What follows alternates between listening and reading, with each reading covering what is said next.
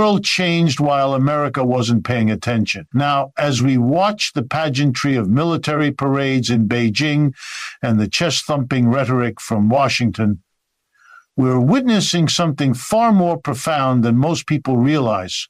We're watching the final act of American economic dominance, and the curtain is falling faster than anyone in power wants to admit. Let me paint you a picture of what's really happening behind the headlines and the bluster. When you see those missiles rolling down the avenues of Beijing, that's theater. When you hear American politicians threatening tariffs and sanctions, that's desperation dressed up as strength. The real story is being written in factories, shipping lanes, and central bank vaults across the globe. And it's a story that should terrify anyone who believes America can bully its way back to unchallenged supremacy. China is now the manufacturing center of the world, not just the manufacturing center, but the center, while America spent decades financializing its economy, moving production overseas, and turning once mighty industrial cities into what we now call the Rust Belt. China was building something unprecedented in human history. They created a manufacturing engine so powerful, so efficient, and so technologically advanced that they can produce virtually anything with speed and quality that often surpasses what the West can deliver. Think about what this means in practical terms. When America needed ventilators during the pandemic, where did we turn? When Europe needed solar panels for their green energy transition, who supplied them? When the global semiconductor shortage threatened to shut down automotive production worldwide, which country ramped up chip manufacturing fastest? The answer is always the same: China.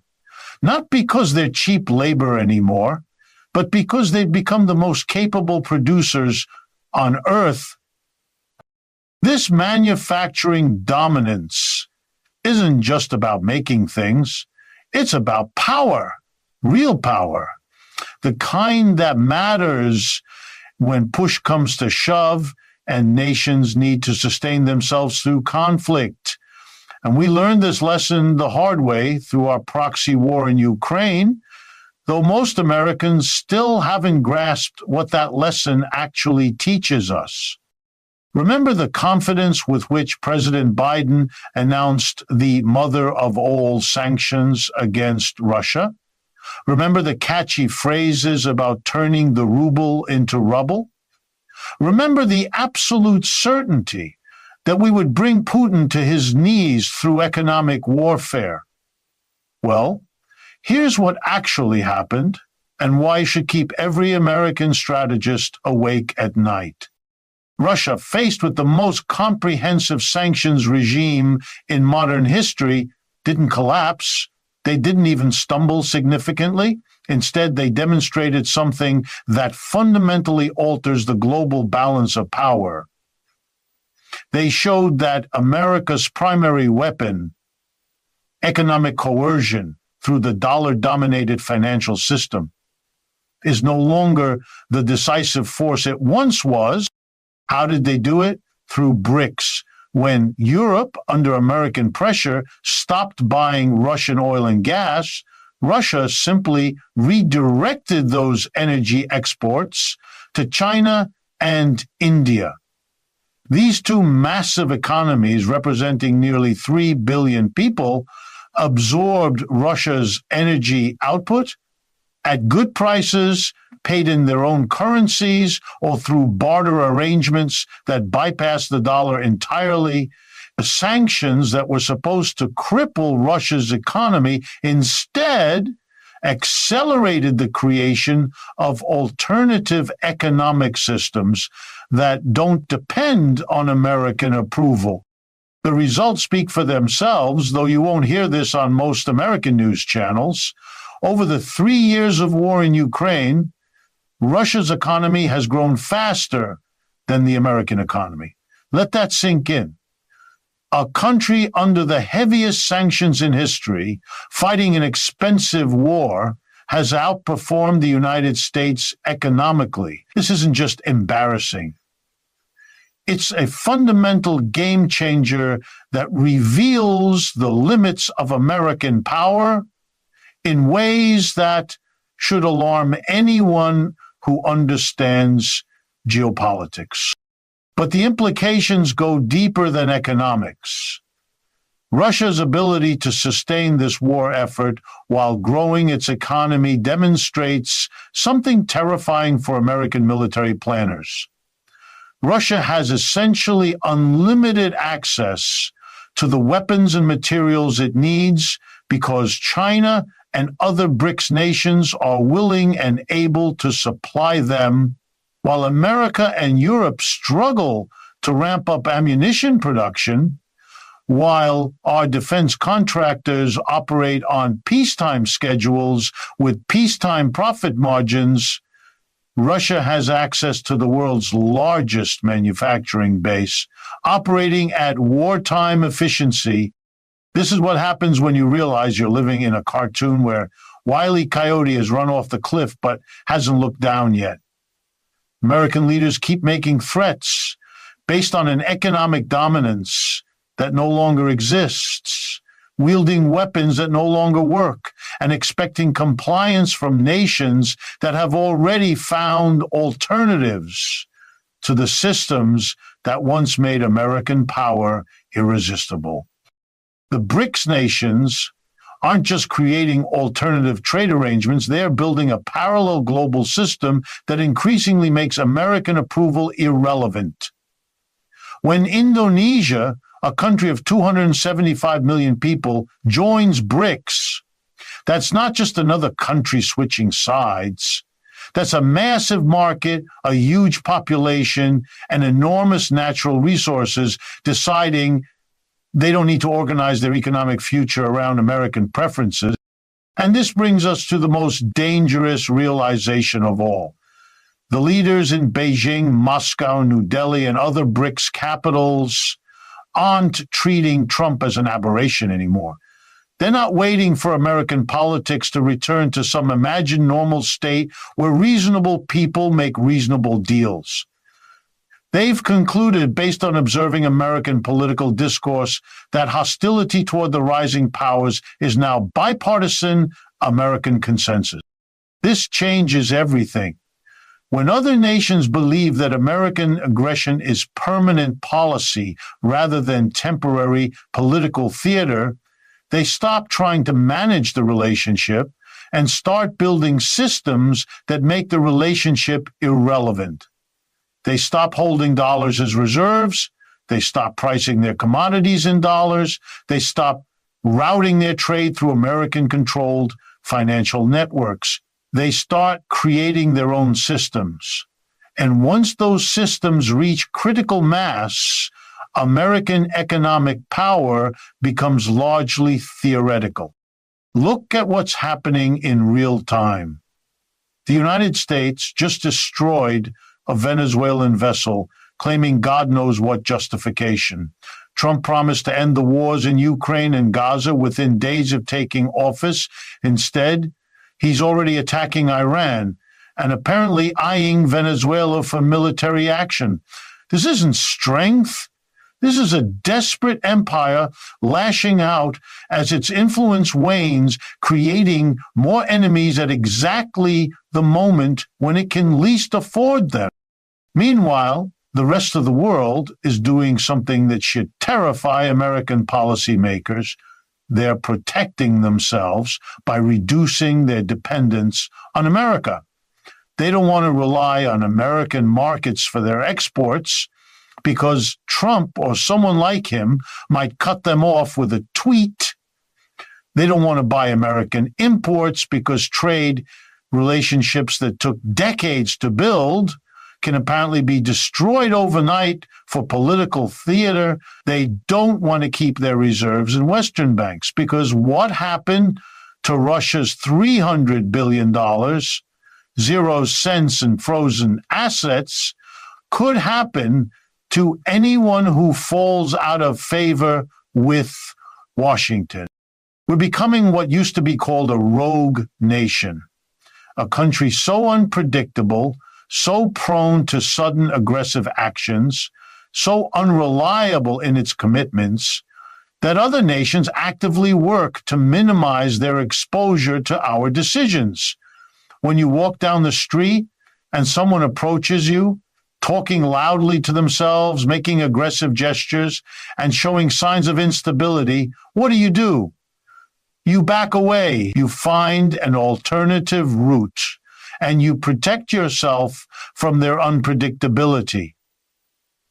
That's what the world is doing to America. The irony would be funny if it weren't so tragic. The headlines from Beijing this past weekend represent a milestone in the global isolation of the United States. While American media focuses on the spectacle of military hardware rolling through Chinese streets, the real story is the dozens of nations sending high-level delegations to participate in forums that explicitly exclude American participation. These aren't just ceremonial meetings. These are working sessions where the future architecture of global trade, finance, and governance is being negotiated without American input. Even European allies are beginning to distance themselves from American positions. France and Britain have announced they're ending weapons shipments to Israel and won't support continued military operations in Gaza. Whether they follow through completely remains to be seen, but the mere fact that they're willing to make such statements publicly represents a significant shift. America increasingly stands alone in supporting policies that the rest of the world considers genocidal. At the United Nations, the pattern is unmistakable. On major controversial issues like Ukraine and Gaza, most countries now vote with China rather than the United States. America finds itself isolated with a handful of allies, while the vast majority of the world's nations oppose to American interests. These aren't just symbolic votes. They represent shifting power relationships that will influence everything from trade agreements to military cooperation to international law for decades to come. The developing world provides perhaps the clearest example of how fundamentally the global landscape has changed. African nations desperate to escape centuries of poverty and underdevelopment used to follow a predictable pattern when seeking investment and development assistance. They would send delegations to Washington, London, and New York, hat in hand, hoping to secure whatever crumbs the Western powers were willing to offer. That's not how it works anymore. Today, African delegations still visit Western capitals, but they don't go home with whatever they can get. Instead, they fly directly to Beijing, New Delhi, or Sao Paulo, and make the same pitch again. They tell potential partners directly that they're shopping for the best deal, and whoever can offer more gets the contract. This is capitalism, working exactly as it's supposed to, but it's devastating for American influence because American companies and government agencies are no longer automatically the best option available. Travel through Africa today and you'll see the results. Chinese companies are building railroads, hospitals, universities, and power plants. Indian firms are providing telecommunications infrastructure and pharmaceutical manufacturing. Brazilian agricultural companies are sharing expertise and providing equipment. The infrastructure that will define Africa's economic future for the next century is being built by BRICS nations, not Western powers, because they offer better terms, faster timelines, and fewer political conditions This represents a historical transformation as significant as the end of colonialism itself. For the first time in 5 centuries, the developing world has genuine alternatives to Western economic models and Western political conditions. They can choose partners based on practical benefits rather than having to accept whatever terms the formerly dominant powers are willing to offer. The dollar's declining role in this new world order reflects these deeper shifts in economic power. 30 years ago, central banks around the world held 70 to 80% of their reserves in dollars. Today, that figure has dropped to 40 to 50%. The dollar remains the single most important international currency, but it's not what it once was, and the trend is clear and accelerated. Inside BRICS, there are intense debates about how to manage this transition away from dollar dominance. Some members want to replace the dollar with the Chinese yuan, essentially transferring global monetary leadership from one empire to another. Others prefer creating an entirely new currency backed by a basket of BRICS nations' economies, offering the world an alternative that isn't dominated by any single country. Still others argue for a more cautious approach, recognizing that the dollar-dominated system, despite its problems, provided the framework within which BRICS nations developed their current economic strength.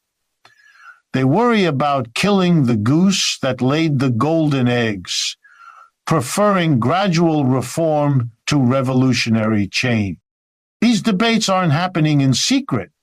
They're conducted openly in academic conferences, government publications, and international forums. If American policymakers were less focused on dismissing BRICS as irrelevant and more interested in understanding what they're actually doing, these discussions would be general knowledge in Washington. Instead, we live in a bubble where we can still pretend that American preferences automatically determine global outcomes. The tragedy is that the United States could still influence these debates if we approach them with wisdom rather than belligerence. If America proposed an international conference on monetary reform, if we suggested working together to create a more stable and equitable global financial system, BRICS nations would participate. They would send their best economists and negotiators because finding ways for the dollar to continue playing a role alongside new alternatives might create a more stable world than the current trajectory toward complete financial fragmentation. But this requires admitting that other nations have legitimate interests that deserve consideration. It requires abandoning the fantasy that America can simply impose its will on the rest of the world through threats and economic coercion. It requires recognizing that we're living through a historical transition, whether we like it or not. And our choice is whether to help manage that transition constructively or to be swept away by forces we refuse to acknowledge until they become unstoppable. I believe there's hope in the emerging generation of American leaders who didn't spend their entire lives under Cold War thinking. The people who lead us now are products of a time when the world was divided into good guys and bad guys, when America was automatically righteous and our opponents were automatically evil. That worldview shaped universities, communities, and families for 3/4 of a century, and it's proving inadequate to address current realities. A new generation is coming up with different perspectives. They understand that America remains enormously powerful and influential, but they also recognize that this influence works best through cooperation rather than coercion. They see that our current leverage provides an opportunity to shape global systems while we still have significant bargaining power, rather than waiting until we're so marginalized that other nations can simply ignore our preferences. Consider the Ukrainian situation from this perspective. Russia, despite being at war, despite facing comprehensive sanctions, despite losing hundreds of soldiers daily, despite having their energy infrastructure regularly attacked, has managed not just to survive, but to grow economically. They've done this because they have powerful allies who provide them with alternatives to Western systems. Meanwhile, America fights this proxy war without any American casualties, without attacks on American infrastructure, without any direct threats to American territory. We have enormous advantages that we could leverage for diplomatic solutions if we chose cooperation over confrontation, but instead we seem determined to continue policies that have already failed to achieve their stated objectives while creating new enemies and driving more nations into alternative alliances. The same pattern appears in our approach to China. We have massive economic relationships, extensive academic exchanges, millions of people on both sides who benefit from cooperation. But rather than building on these connections to manage our differences constructively, we seem determined to treat every disagreement as an existential threat, requiring military posturing and economic warfare. Young Americans increasingly understand that this approach serves no one's interests, except those who profit from conflict and arms races.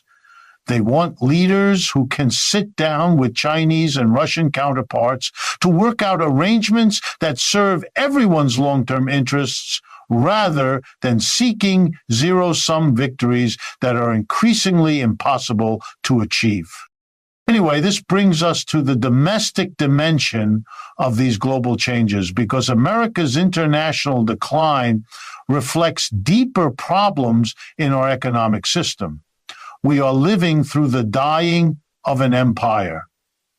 And these are exactly the kinds of symptoms that appear when empires enter terminal decline: extreme inequality, political polarization, infrastructure decay, social fragmentation, and leaders who mistake bluster for strength. Trump's recently passed tax legislation provides a perfect example of how this system operates. The tax cuts for corporations and wealthy individuals are permanent and substantial.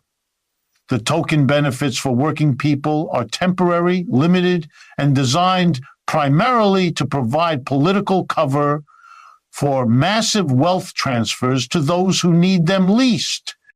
Take the provision about tax-free tip income. Sounds good in a campaign speech, but the actual legislation caps this benefit at $25,000, 0 cents per year.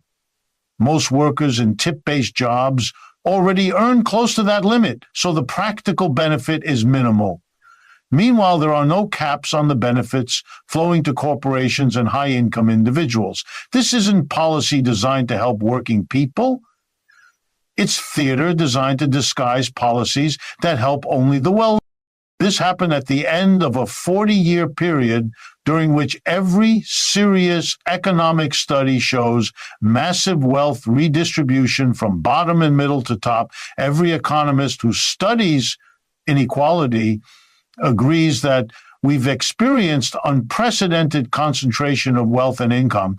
Never did corporations and the wealthy need tax cuts less than when they got the biggest tax cuts in generations in 2017. The business community wasn't horrified by Trump's racism, his scapegoating of immigrants, or his authoritarian tendencies. They brought him back because he delivered exactly what they wanted: permanent tax cuts that accelerate wealth concentration while providing political theater to distract public attention from economic reality. Now, he's delivered again. The 2017 tax cuts scheduled to expire this year have been extended and enhanced. The job he was sent to Washington to accomplish is complete. Everything else is entertainment. All the dramatic announcements, the inflammatory tweets, the international incidents, the cultural controversies, these are sideshows designed to keep the public focused anywhere except on the systematic looting of the national wealth. The people who actually run this country, the major banks, hedge funds, and technology corporations, don't care what Trump does for the rest of his term. They got what they needed. If he goes too far and threatens their broader interests, they'll rein him in. If he becomes a liability, they'll find someone else. But the core mission has been accomplished. This is why Trump is already in deeper trouble than most people realize. Now that he's delivered the tax cuts, the financial elite are already looking past him toward the next presidential cycle. He served his purpose, and his usefulness is diminishing daily. The same forces that elevated him can abandon him just as quickly if he becomes more liability than asset. But the deeper problem isn't Trump. It's the system that produces Trumps. We've organized our society around the principle that a tiny elite should make all major economic decisions, while everyone else lives with the consequences. We eliminated monarchy in politics, but preserved it in economics. Instead of kings, we have CEOs who exercise the same kind of arbitrary power over people's lives. Think about your workplace. You have no say in major decisions that affect your daily life. Someone else decides whether you have a job, what you're paid, where you work, how you work, and whether your position continues to exist. You live under economic dictatorship while being told you live in a democracy. This contradiction creates the frustrations that make people susceptible to demagogues who promise simple solutions to complex problems. The alternative exists, but it requires recognizing that democracy can't survive when it's limited to political theater, while economic power remains completely unaccountable. We need workplace democracy. We need cooperative ownership structures where workers collectively own and manage their enterprises. We need one person, one vote principles applied to the places where we spend most of our waking hours. This isn't utopian thinking. Cooperative businesses exist throughout America and around the world. They demonstrate daily that production can be organized democratically, that profits can be shared equitably, that workers can make intelligent decisions about their economic futures when given the opportunity and information to do so. When workers own their businesses collectively, the profits that currently flow to distant shareholders instead flow to the people who actually create the value. When workers vote on major decisions, those decisions reflect the interests of people who live with the consequences rather than people who profit from exploitation. When communities have input into local economic development, they can prioritize human needs over abstract financial returns. This is how we build an economy that serves people instead of requiring people to serve capital. This is how we create the material basis for a political movement that can offer real alternatives to the choice between different varieties of elite rule. This is how we move beyond capitalism towards something that deserves to be called democracy. The internet gives us tools for communication and organization that previous generations of activists could only dream about. Social media allows us to coordinate across traditional boundaries of geography, race, class, and nationality. We can share information, plan actions, and build solidarity in ways that were impossible just decades ago. But communication alone isn't enough. We need to build actual economic alternatives that demonstrate superior ways of organizing production and distribution. We need to create institutions that can provide for people's material needs while operating according to democratic principles. We need to show that cooperation works better than competition, that democracy produces better outcomes than dictatorship, that solidarity creates more prosperity than selfishness. The cooperative movement provides the foundation for this transformation. Every worker-owned business that succeeds demonstrates the viability of democratic alternatives. Every cooperative that treats workers fairly shows that exploitation isn't necessary for productivity.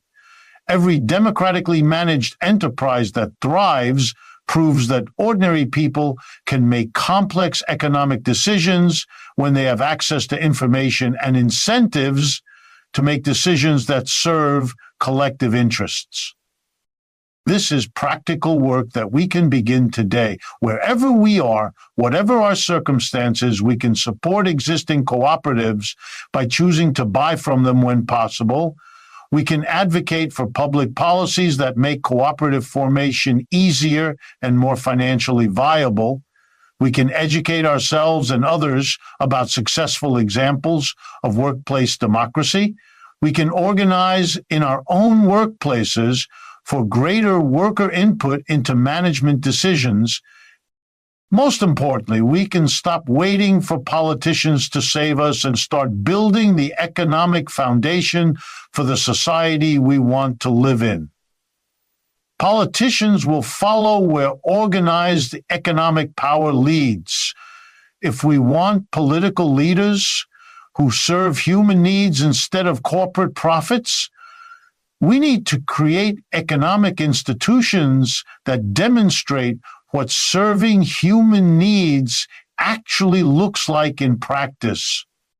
The global transition away from American dominance is going to happen whether Americans like it or not.